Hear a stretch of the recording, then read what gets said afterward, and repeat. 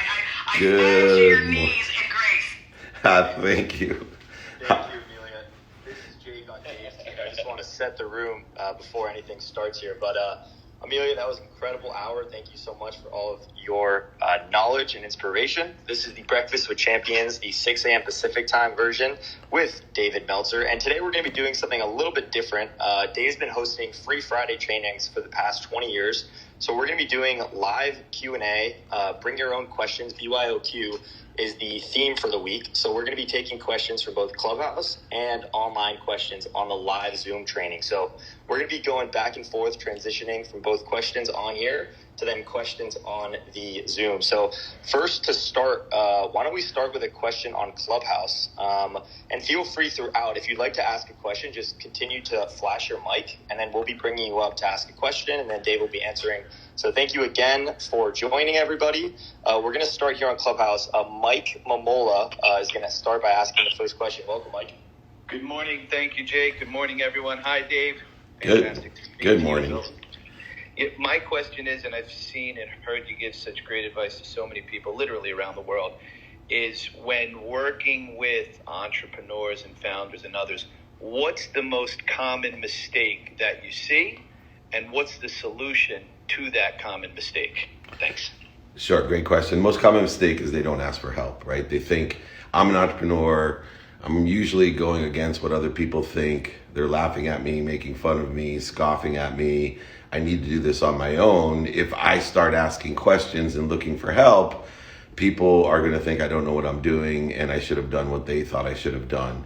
And so the number one mistake that people make is they don't realize the easiest way as an entrepreneur to get to where they want to be is find an entrepreneur that's already there and ask them for directions. Radical humility is a missing characteristic in most entrepreneurs. The most common characteristic is the desire that they must be what they can be. They are persistent and consistent. Another one as well is just attaching to an outcome.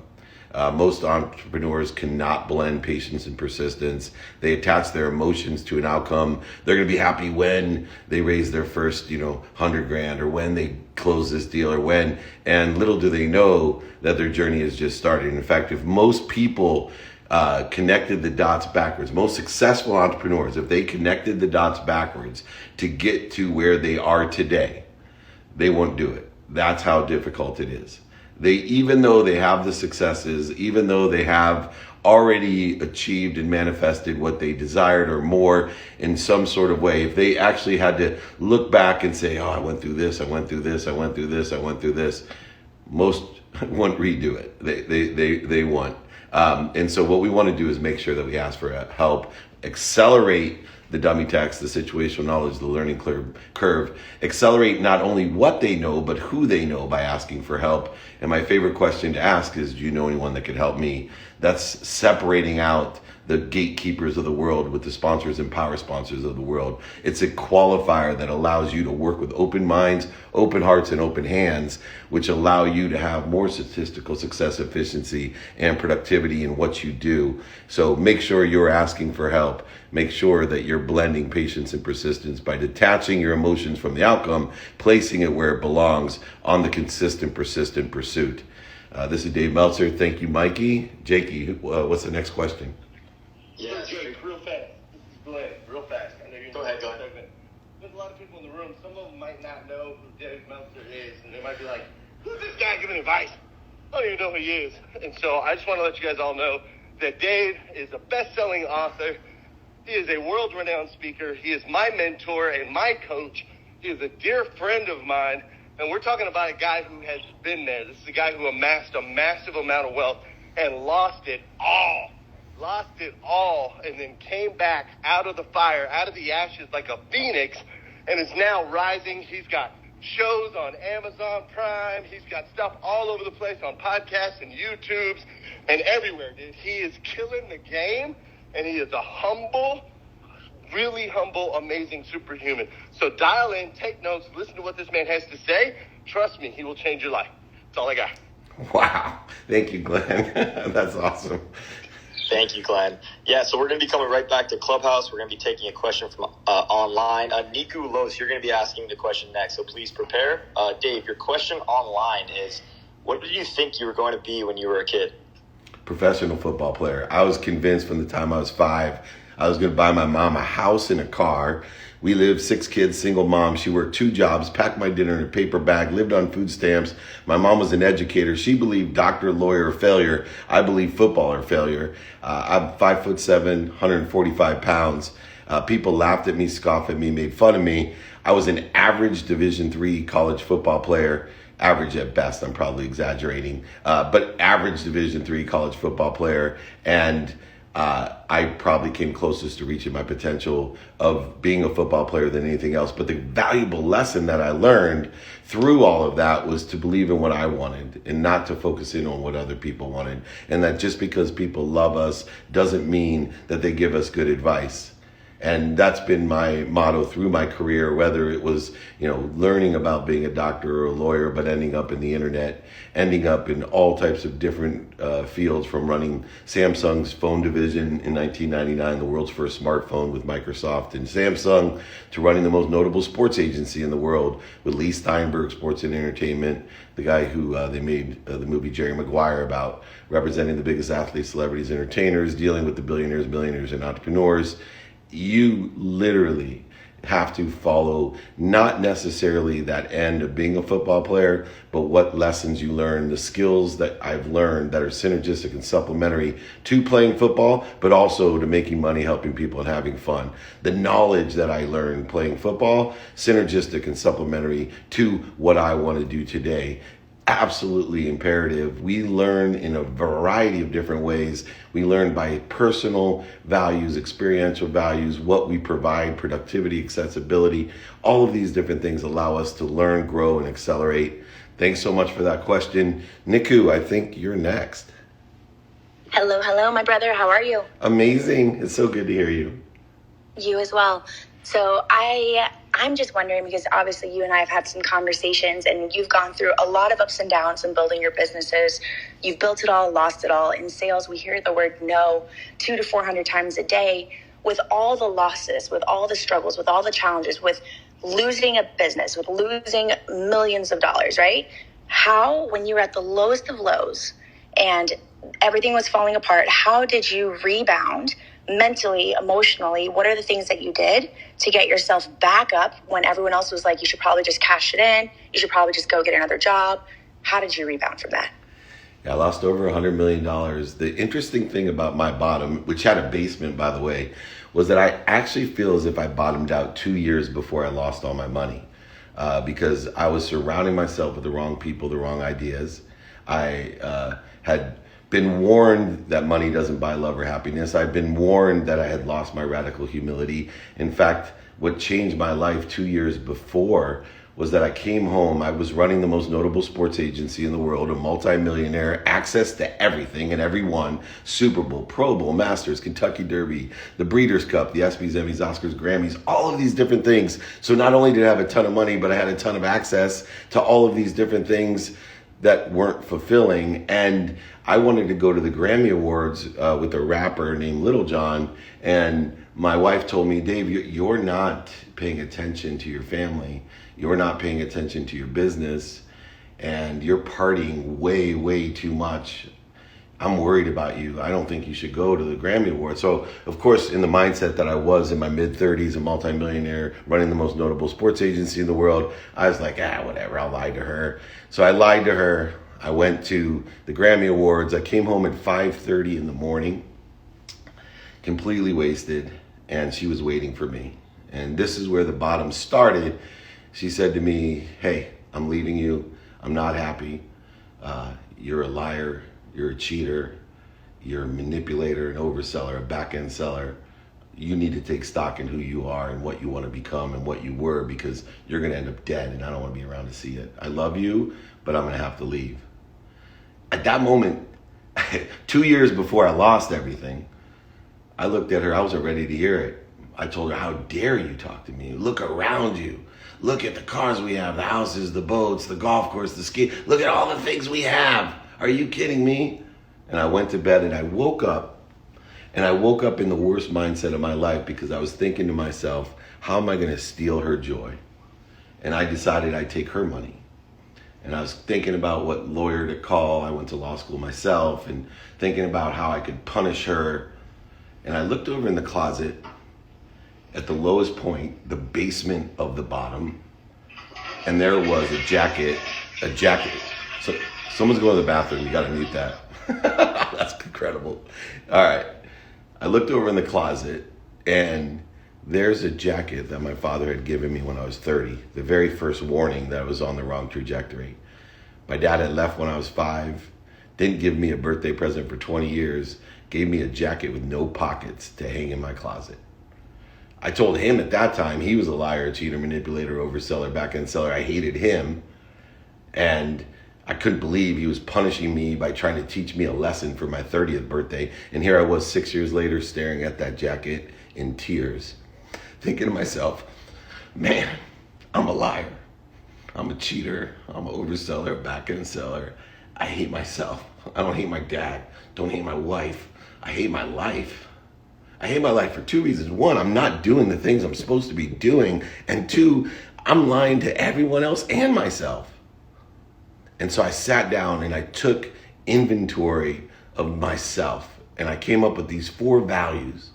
I was going to live my life from that day forward, no matter what happened, no matter if I lost all $100 million that I had, no matter what happened, I was going to live my life in gratitude.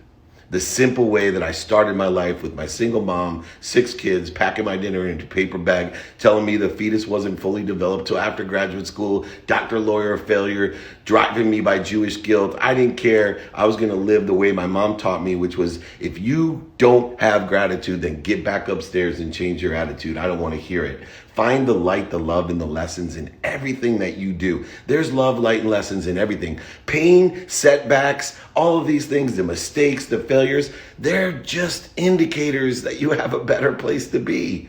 They're not stop signs. They're not stop signs. And forgiveness was the second one.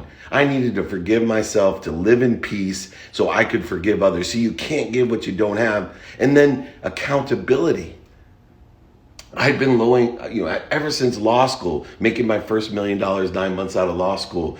I've been living in liability, blaming, living in shame, justifying everything I did because money bought love and happiness, defining myself by my bank account, being liable instead of accountable. Accountability only has 2 questions. What did I do to attract this to myself? And what am I supposed to learn from it?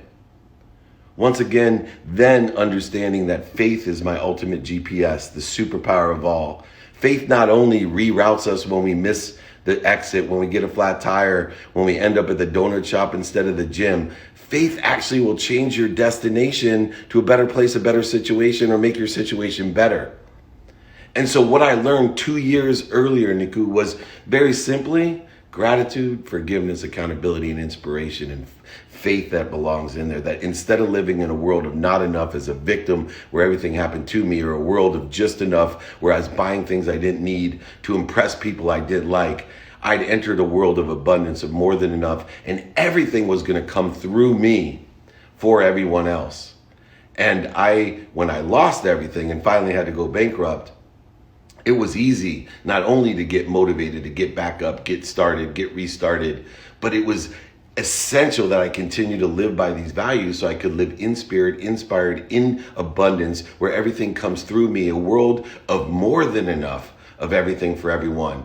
And that's how I made such a quick recovery. That's over the last 16 years how I've been able to develop, as Glenn had stated, right? I have TV shows, the top podcast, it goes on and on. I don't even know what I'm doing other than being abundant and asking for help, finding the people that sit in the situation that I want to be in, and having the desire that I must be what I can be, and allowing people to laugh at me, scoff at me, and make fun of me. And it seems like they eventually applaud you. I love that question. I hope it answered the question. Thank you so much. David, you are amazing. I just sent you a message in the DM. I don't know how your heart heard the word humility, but when you said that, you brought me to tears. I love you, bro. I love you too. Thank you. All right, Jakey Bakey, I love you too. Keep this thing rolling. All right, let's keep this rolling. Just a quick reset. This is the Breakfast with Champions. Dave's doing he's done a free Friday training for the past 20 years, and this is the byoq, bring your own questions. So we're going to be answering both questions on Clubhouse and then questions from the live training on Zoom. So we're going back and forth here. We're going to come back to Clubhouse. Naida, you're going to be next to ask a question, and then we'll come to you, Michelle. But Dave, the question online from Jody is, what's the fastest way to find the love, light, and lessons in everything that we do? So remember, this is the coolest part. You don't have to find it. You already are it. You already are health. You already are happiness. You already are wealth. You are already worthiness. Shift the paradigm in your perspective through the gratitude, forgiveness, and accountability that I was talking about, and start searching for what's interfering with what I already am. Right? Read a little Kierkegaard, some existentialism. Understand that you are already connected to and through the greatest source of life, love, and lessons. You know, I used to look at mountains in front of me and say, how am I going to get over that? How am I going to get through it, around it? And then I realized I don't have to, because that which created that mountain is inside of me and walks with me at all times. I need to determine and use my free will, not to go get happy, healthy, wealthy, and worthy. I need to use my free will in order to clear the interference between me and what I'm already am, what already is inside of me and walks next to me. See, you can't find outside of you what you can't find inside of you. And so if something's interfering, find out what's triggering that interference, what people, what places, what ideas are interfering with what you already are. And then go ahead and realize that the need to be right, the need to be offended, the need to be separate, inferior, superior, anxious, frustrated, angry, guilty, resentful, all of these different needs are only triggering your ego, which takes all the blood out of your head and puts it into your body. So you can fight, feed, flight, or the other F word that my friend Gary Vee always talks about. Right? No, simply understand that you are the life, the love, and the lessons. You are already that, and you have to determine what's interfering it by just stopping, breathing, getting to your higher self, your center, your neutral, and then rolling in the right trajectory. Remember, when you are searching for something, you're interfering with it. When you're searching for something, simply realize your mind, your body, and soul are on fire. Just stop, drop, and roll when you're on fire, and I promise you, you will accelerate finding what you already are. This is David Meltzer. Jake, next person. Yes, next person. Thank you for that, Dave. We've Naida Vidal. Naida, if you can unmute yourself and ask your question, that would be great. Welcome to the Clubhouse. Thank you so much. Thank you, David and Jake. So I've been curious about the gift of rest, and I say gift because many people don't accept it, though it is free. How do you rest, and how do you recommend high-performing individuals take rest? This is Naida. I'm done speaking. Thank you, Naida. I think this is a huge setup because these are like my favorite questions ever. So my tomorrow begins today. See, the beginning of my day is 9 p.m. because I believe a third of my life is spent in rest. And rest to me is the most essential of all the thirds of my life. A third with the family, a third with activity I get paid for, and a third at rest. And what rest and why rest is so important and why I start my day at 9 p.m. with an unwinding routine, separating myself from all interfering negative energies. No negative conversations, videos, podcasts, books, no handhelds in my hand. At 9 p.m., I'm unwinding to put, number one, my body in a position to recover so that it can perform its best when the sun comes up. I wake up every day at 4 o'clock with a set routine. If the set routine gets disturbed by God, which it usually does, I have an adaptable routine based on my non-negotiables, which are my health, my family, and my calendar.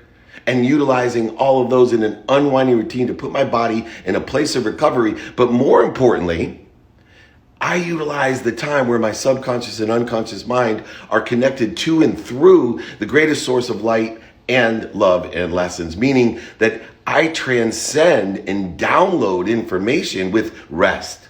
I transcend and download information of a higher source, a higher power of thinking, utilizing my brain, body, my soul, all of these things in order to effectuate what I want.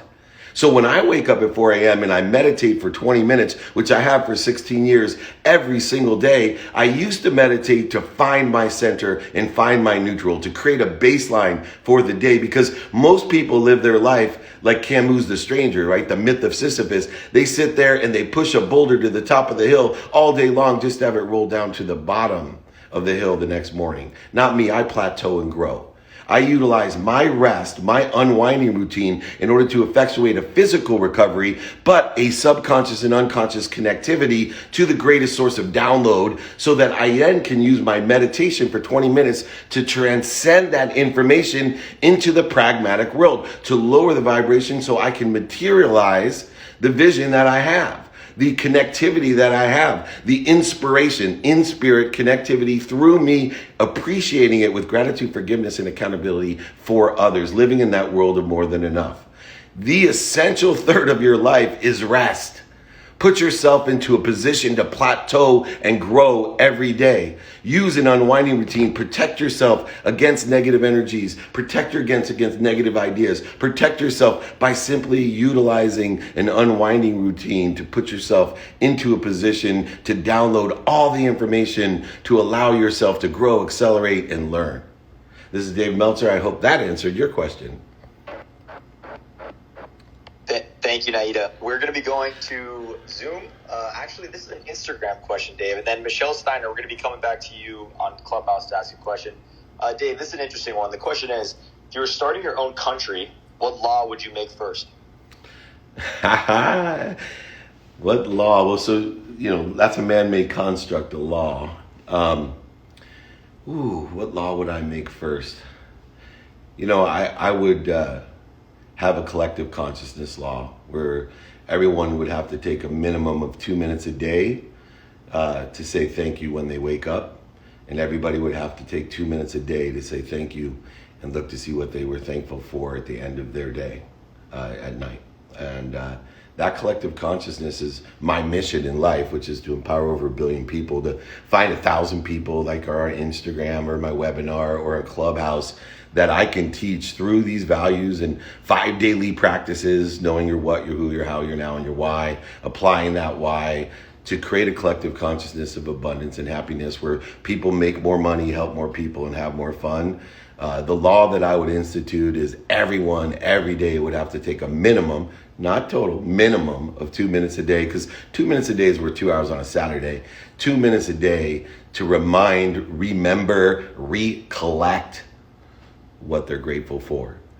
Raising and elevating the awareness, not just of the individual, but of the collective, of how blessed we are and what we are connected to and through. So that would be the law of gratitude that I would institute. The law of gratitude. Thank you, Dave. We are going to be moving back to Clubhouse. We've got Michelle Steiner on deck. And if anyone else would like to ask a question, feel free to flash their mics, and we will aim to bring you up after Michelle. So Michelle Steiner, the CBD Hemp Coach, welcome to the Clubhouse. What's your question? Hi, thanks so much for having me here. My name is Michelle Steiner.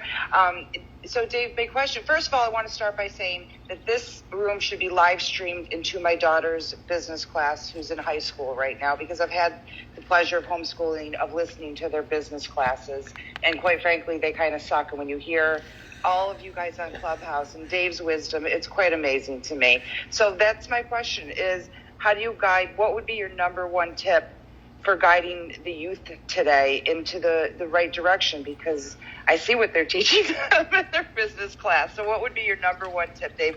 Thanks. My name is Michelle Steiner, and I'm never done planting seeds. Right on. Planting seeds under trees we may never sit under. I hear you. I have 4 children of my own, and I've realized that children, they are not for us, they're through us. And when we realize the best way to empower our children is that to understand they don't listen to us.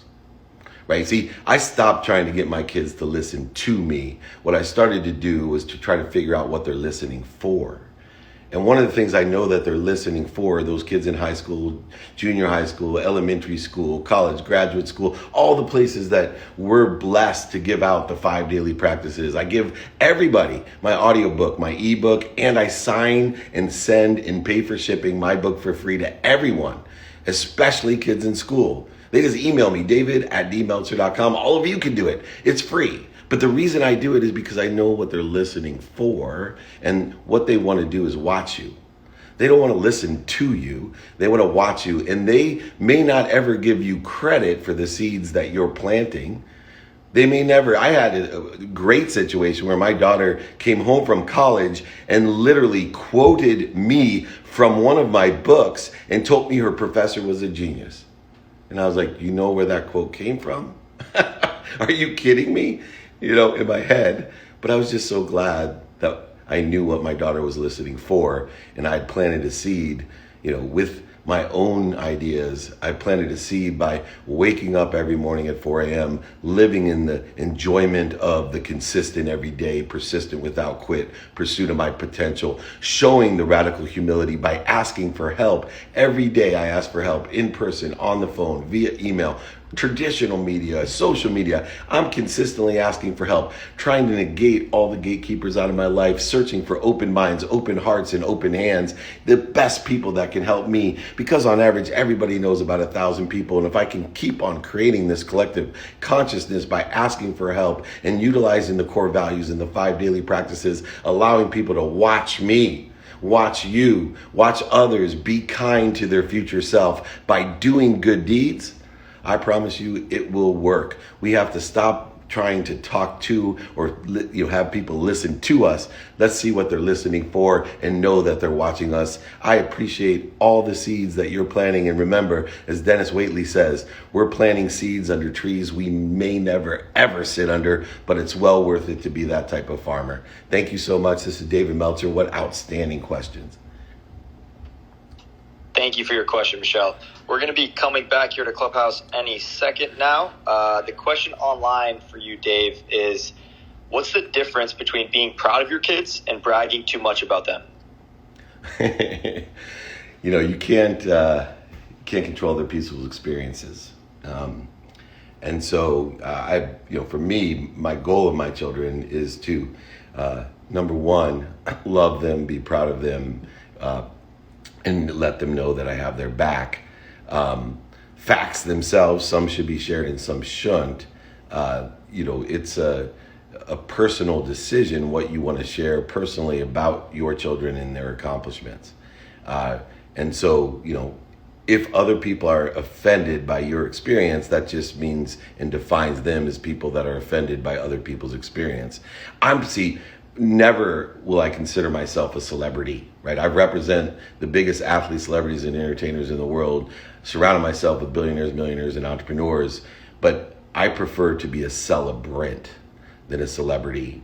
And so I think it's very important to elevate others, to elevate yourself. I think it's very important to show and display the love and appreciation that you have for other people's accomplishments and to elevate them. If other people are offended because you've elevated wonderful people, the closest people that are most relative to you, it just defines them as people that need to be offended by other people's experiences. And guess what? I don't want to surround myself with those type of people.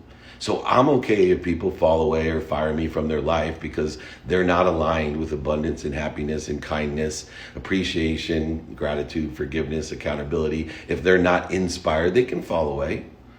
If they don't have the awareness and it somehow offends you because, my son's in a tournament of champions or has 4 touchdowns, or if that is offensive to you, I really don't want to be around you. Go ahead, be a celebrity in your mind. I'll continue to be a celebrant. And I really appreciate that one. I've lived my life trying to please people I didn't like, and it doesn't get me anywhere. I prefer to go ahead and be an intelligent follower, lean in and celebrate as many things and as many people as I can. Go ahead, Jakey. Yes, thank you, Dave. We've got Colleen Hawthorne. Colleen, if you're here, please unmute yourself and join the Clubhouse to ask your question. Good morning, everyone. Good morning. What an honor. Just checking in this morning to say thank you. I love my family here, Breakfast of Champions. Dave, thanks for all your sharing. Just listening and taking it in, being refreshed and refilled this morning. Thank you, everyone. Thank you so much. And part of that refreshment and fulfillment is a big part of our lives. I want to kind of go over, I skimmed on it real fast, Jake, the 5 daily practices that I live by, right? I think a lot of people get caught up, especially today, in their why. 2020 has been a year of reflection.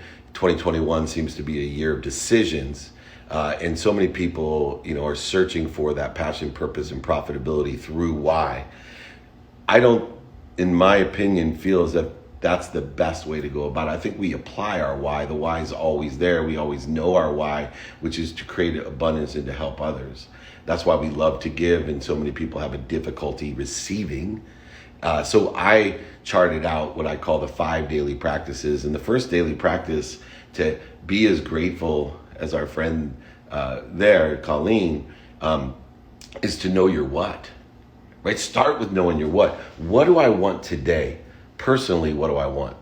What do I want today experientially? What do I want to experience today? What do I want to give today to provide product, services, value? What do I want to give today? And finally, what do I want to receive? Because I can't give what I don't have. I spent so much of my life giving to receive as a trade and negotiation, as a scarcity, instead of receiving to give with the full intent to allow everything to come through me with gratitude, forgiveness, and accountability. Learn to receive so you can give. I mean, it's beautiful if you only have $1 and you give it away. I understand, but what impact is it going to have? Instead, if you focus in on receiving $100 million and giving all that away, you can have an extraordinary impact. You need to know your what, your experience, personally experiential giving and receiving especially, and let it be weighted in its balance. Don't be afraid of being a hypocrite. That means that you're learning and growing. Don't be afraid of telling people, hey, you have a snapshot of me from 10 years ago. That's not who I am today, because I've been taking inventory of who I am, growing and accelerating and compounding the positive energy and positive experiences in my life in order to effectuate what I want, because I know what I want. And then secondly, every day when you know your what, know your who. Who can you help with what you want, and who can help you get what you want? Like I said, finding what you want, find someone who sits in the position or has what you want. Ask them for directions, or ask them for this. Ask them if they know anyone that has it. You got to know your who, and then know your how. Know your what, your who, and your how. See, within the context of how comes the mathematical equation of luck. The mathematical equation of luck simply states what I pay attention to, what I focus in on, whether it's vision boards or some sort of meditation or visualization that you do, what I pay attention to plus what I give my intention to. What is that? That means what I say, what I think, what I do, even including my unconscious competencies. The unconscious competencies of my personality traits indicate this. My characteristics indicate this. My obsessions are these, and my contradictions are these. And if I can get through those 4 together, attention plus intention equal the coincidences of my life. I've had such extraordinary coincidences, from being a millionaire, like I said, 9 months out of law school, being able to buy my mom a house and a car, going to the Silicon Valley, running the most, first smartphone, they didn't even call them smartphones, I'm so old, convergence devices in 1999 for Samsung with Microsoft, and then running the most notable sports agency. And then after that, partnering with Warren Moon, the Hall of Fame quarterback, to have one of the leading sports marketing companies in the world. Then creating my own brand, books, speaking, TV shows, podcasts, all coaching, all these different things that I do specifically are not luck. They're coincidences created by the attention and intention that we have, because I know my how. I'm a student of my how. I'm a student of my calendar. I look at the activities I planned, I don't have planned, and my unwinding routine, my sleep. I look at it with a lens of productivity. How much value am I going to provide for others? Accessibility, how accessible am I to others? And how am I accessing what I want? How am I receiving what I want according to my what and my who? And then finally, the lens of gratitude, which is that powerful lens to find the light, the love, and the lessons to clear the interference between me and what I already am. And then after I know my what, my who, and my how, I know my now. One of the most difficult things for people to understand is that 100% of the things that you do now get done. The difference between passionate, purposeful, and profitable people and all others is they get stuff done. So you need to order. I use Eisenhower's matrix of importance versus urgency in order to prioritize by my what, my who, and my how, what I'm going to do first and get it done. If I can't get it done, I'm going to put it into a repository like a list, a calendar, somewhere so I can reevaluate it at a later time. But you got to do it now. 100% of the things you do now get done. And then finally, most importantly, we spoke earlier of these triggers of the ego. Know and apply your why. Apply your why. See, there's light, love, and lessons in everything. Let me use food as an example. You naturally like or love certain foods from your very young age. Very young age. Your mom put, some applesauce in your mouth and you spit it out at her, or the peas and you spit it out at her. But there's still people in the world that love peas and love applesauce. There's people who love certain foods naturally. How could that be? Well, because there's light, love, and lessons in everything. And so I have taught myself to apply my why to learn to love things. Viktor Frankl wrote in Man's Search of Meaning exactly this. He could find love, light, and lessons in a dirty bowl of water with a fish head in it. That's a powerful mindset. That's a powerful heart set. That's a conscious continuum that allows you to understand there is and should be no interference between me and everything and everyone and every idea. That I'm simply giving meaning to everything I see. And what if I spent my time trying to control the power of meaning instead of the power of objectivity and subjectivity created by people's judgments and conditions? What if I was capable of understanding, having an open mind and open heart and open hands with everything I experienced, using gratitude, forgiveness, and accountability to effectuate that light and lessons? I could apply my why to the activity I got paid for, to the activity I didn't get paid for. I could apply my why to the intimate relationships where I used to search for what I don't want, instead finding the superpower, the light, the love, and the lessons and everything. And if there are weaknesses, all I have to do is move it to another place. It's amazing what we can do if you know your what, your who, your how, your now, and your why. Feel free. I'm happy to send this to everyone. I have a great worksheet for you. My contact information is in my bio, david@dmeltzer.com. I answer everything personally. I'd love for you to reach out. I'm happy to give you my book, ebook, audiobook. I'll sign it, send it, ship it to you. I'll pay for everything. It's all free. Don't worry. Please, let's empower others to empower others, simply to be happy, to make more money, help more people, and have more fun. All right, we're rocking and rolling. Jakey Bakey, what's next? We've got a question on Zoom, and then Julie Lentini in Clubhouse. We are going to be coming back to you to ask your question, so please prepare. We've got from online, Dave, the question is, with so much evolving, what kind of research are you doing lately? I do research every day for a minimum of an hour and a half, meaning I'm paying attention to and giving attention to with the coincidences that I want. What I'm constantly researching for me is how do my skills, how do my knowledge of what and who, and my desire that I must be what I can be, to empower over 1 billion people to be happy, to create a collective consciousness of people that live in abundance, that make a lot of money, help a lot of people, and have a lot of fun with their lives, reducing, resolving, diluting all the anxiety, depression that exists today. And I spend my time researching how can I align synergistically or supplementary my skills, knowledge, and desire to what's doing well today, what's stable today, and what I think will be doing well in the future. Because if I can align my skills, knowledge, and desire to what's doing well, what's stable, and what will be doing well in the future, it'll create and allow me to receive more, to come through me with appreciation, meaning I'm adding my value, gratitude, forgiveness, and accountability to it, and giving it away.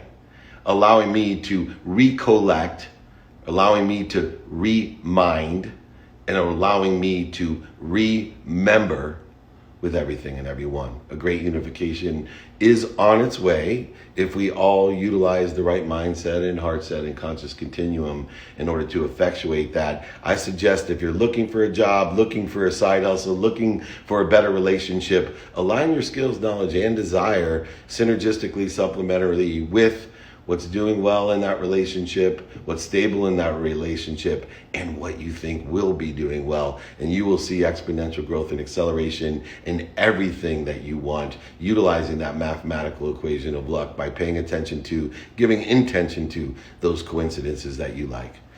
Thank you, Jake. What's next?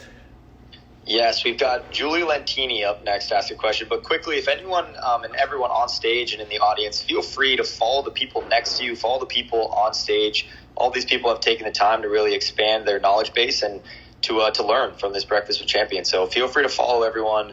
Use that plus bar at the bottom. Invite your friends and family. This is the best room on Clubhouse, and I think we can all agree on that. So with that in mind, we've got Julie Lentini. Julie, what is your question today? David, thank you so much. And a little bit of my question has already been answered, but as you said, many people are reflecting, taking stock, and making decisions moving forward, especially out of the pandemic, which is where I am today. What is your best advice to people that are looking to move out of the pandemic and really making big changes in their life? Thank you.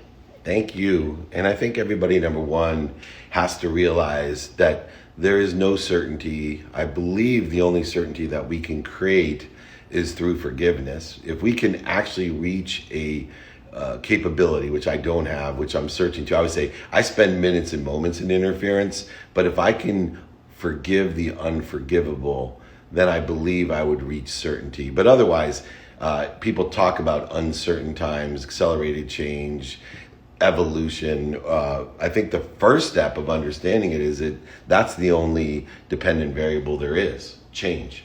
And we also have to realize that nobody likes change, except for maybe a wet baby. But if we can embrace the change, if we can understand there is no certainty, that then it allows us to enjoy the consistent, persistent pursuit of our potential. In this time, what I think people should do is understand time itself, because there's a blend of patience and persistence that a lot of people don't understand because they do attach their emotions to an outcome. What does that mean?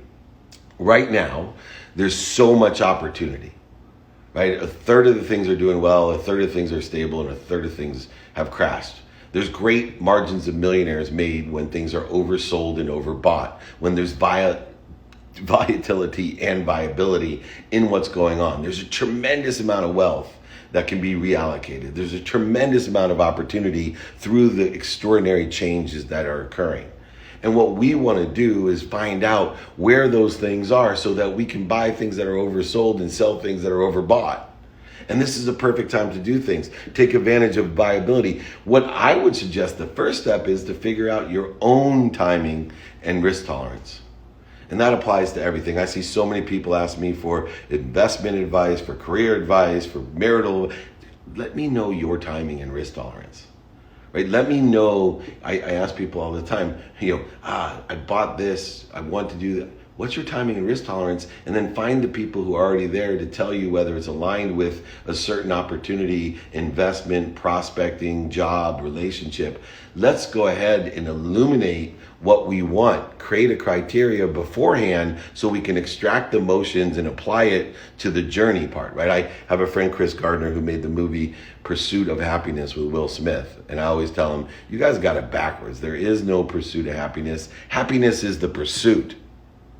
When you're pursuing something, expanding, growing, accelerating, you have to blend the patience and the persistence. You have to realize that 90% of the effort will get you to 25% of the result, which is really behavior that works in the negative favor.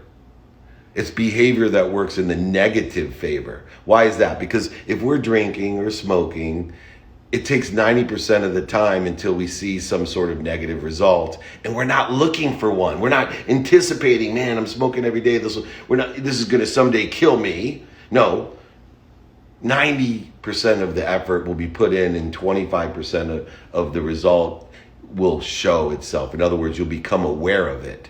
And then in a very short amount of time, about 5% will go to 95, it'll go to 50%, and then in 5% more, it'll go to 100%. Well, why is that so important today?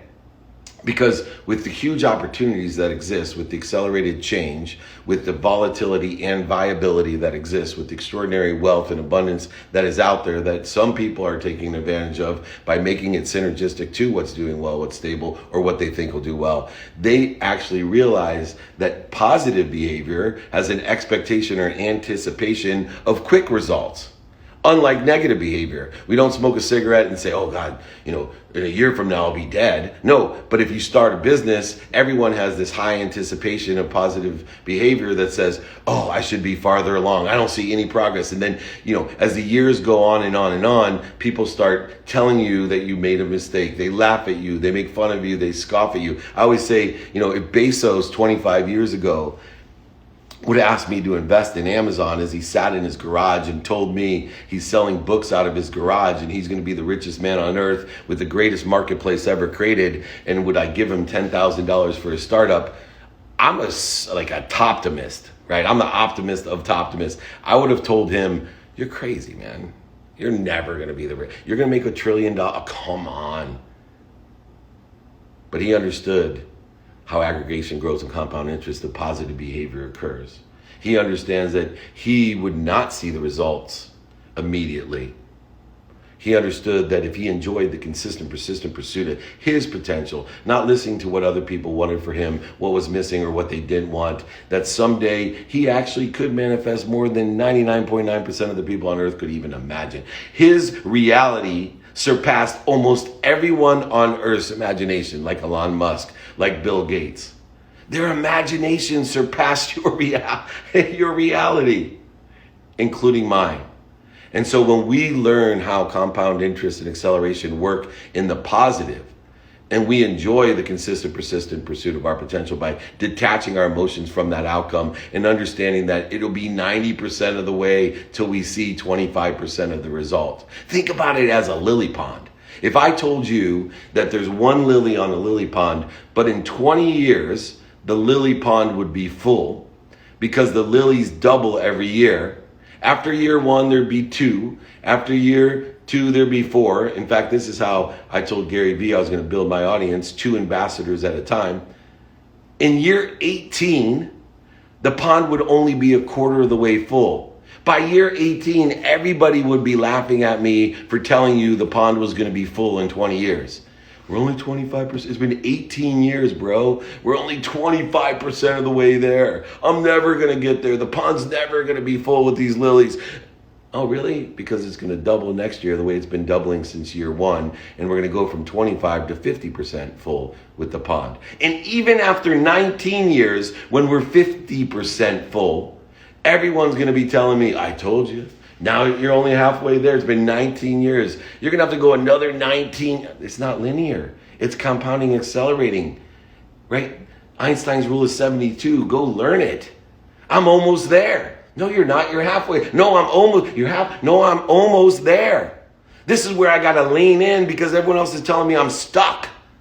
Get stuck getting stuck because you're doing the right things. And in 1 year, you're going to be 100% of the way there. The pond will be full. And in year 21, you're going to need 2 ponds and then 4 ponds. Pretty soon, you're going to understand what Bezos and Gates and Elon Musk, or the alien Musk, whatever you want to call him, that they understand. They simply understand math, acceleration, growth, and compound interest. And they do it by enjoying the consistent, persistent pursuit of their potential, putting their attention and intention into the coincidences they want, thinking about what they want, not what other people want, what's missing, or what they don't want. Because when you look and hear and see what other people want for you, what's missing, and what you don't want, that's all you're going to get. This is David Meltzer. I hope I answered your question. Jakey Bakey, what's next? Yes, incredible, Dave. We've got Justin from online, and then when we come back, we've got a really special guest, Glenn Lundy, to ask a question. But for now, online, Justin asked, what do you mean by we give meaning to everything that we see? That's the most powerful thing that I've learned. So we have the capability to find inside of us what's outside of us. And so what we search for and seek is what we see. If we look for the superpowers in our spouse, We're going to see the superpowers of your spouse. I'll tell you, I used to work for Lee Steinberg Sports and Entertainment, as I said, the most notable sports agent in the world, right? They made the movie Jerry Maguire about our firm. This guy was incredible. He, a little bit on the spectrum, the best mentor I've ever had, genius by far, but he didn't understand time. And when I worked there, I had a fourth child on the way, 3 already there, 3 beautiful girls. My wife stayed with me, by the way. She's very forgiving and wonderful. And most importantly, though, I tell him, hey, I just have one question. And he'd keep me there, maybe it was 4 o'clock when I was trying to leave, he'd keep me there 3 hours. And I'd be driving home thinking my wife's going to be so upset with me. Oh, I'm in so much trouble. And I get home and I get screamed at and I get in trouble and she was upset. And then I understood and learned through the Course in Miracles that I give meaning to everything I see. And I started thinking about what I wanted. I started thinking, you know what? I'm so blessed. My wife is so patient and appreciative. She knows why I stayed the extra time. She understands and is forgiving because she knows my intent is to provide as much as I can to her and my family. And she is going to be so happy to see me and appreciative that I spent the extra time and the activity I get paid for in order to provide not only for my family, but my community and even the world. It was almost a miracle that it instantly changed when I gave it a different meaning. You give meaning to everything you see. Instead of looking for the shortages, the voids, and the obstacles, look for the light, the love, and the lessons. I promise you, if you stop looking for the shortages, voids, and the obstacles, the gatekeepers in your life, and you start focusing on the light, the love, and the lessons, and the sponsors and power sponsors, the people with open minds, open hearts, and open hands, that's all you're going to find because you're giving meaning to it.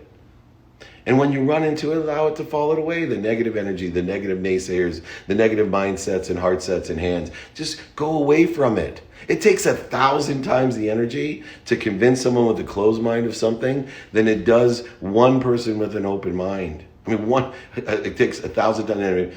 So you get 1,000 people with an open mind in the time it takes you to convince one person with a closed mind. And then if you convince them, they're not going to tell anybody else because they have a closed mind. If you get 1,000 people with open minds and tell them, they're going to tell 1,000 people. You have to find that meaning. Look for the light, the love, and the lessons, not the shortages, the voids, and the obstacles. Thank you, Justin, for that question. I'm so excited to get a question from my brother, Glenn Lundy. What do you got for me, my friend? I don't know if I want to ask a question after the masterclass that you have dropped for the last 53 minutes. Dude, that was amazing. And yes, when you said alien Musk, I think that's what the Pentagon is going to talk about next month when they release their statement. That he's an alien for real. I'm fairly confident that's what that meeting's all about. But bro, this is really, really powerful stuff. I've known you for a while now. I've listened to a lot of what you teach, and I've learned a lot from you. And I'm just so grateful and appreciative for you pouring into us here on Breakfast with Champions this morning. The question that I had for you comes from the business side of things, and it's kind of a 3-part. And so what I am curious, because I know that you have built from nothing to 100 mil, lost it all, done it again.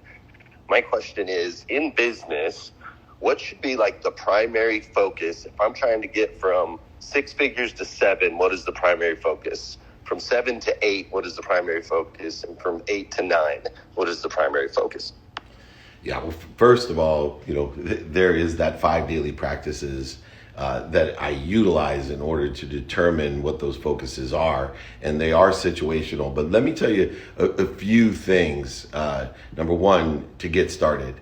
You got it just like an investment. You're investing in yourself. There is no sacrifice along the way from 6 to 7, 7 to 8, 8 to 9, 9 to 10. There is no sacrifice. There's simply investment in yourself, right? You need to understand throughout that process that the setbacks, the failures, the mistakes are indicators that you have a better place, a better position to be in. And the number one rule throughout that, besides the 5 daily practices of knowing your what, your who, your how, your now, and your why, is to ask for help all along the way. And you need to have and institute the radical humility in order to ask for help. I don't care where you're at. The fastest way to get to 6, 7, 8, and 9 is to ask people that are at 6, 7, 8, and 9 for help. That's why you coach people. That's why I coach people, because I want to accelerate the learning curve by giving and paying the most expensive tax that people pay. I know everybody's fleeing California and New York because the taxes are so high. Forget your state tax. Forget your federal tax. Start focusing in on your dummy tax. And if you want to not pay any dummy tax, go find someone that's already paid it. Wouldn't it be nice that you could go find someone that's already paid their state taxes and be like, hey man, you already paid yours. Can you pay mine, or does that count? That's what you get to do with the most expensive tax, the dummy tax, from 6 to 7 to 8 to 9. You got to understand. And look, I'm going to take this a step further. This is how I ask for help, right? In person, every day. On the phone, text included, every day. On email, every day. In fact, to this day, over 16 years, I have been checking my sent box to see how consistent I am on asking. Traditional media in the past, I used to ask, and now social media.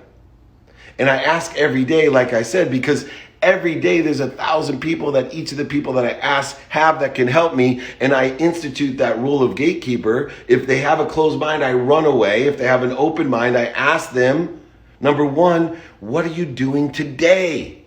Then I ask them, what do you like about it?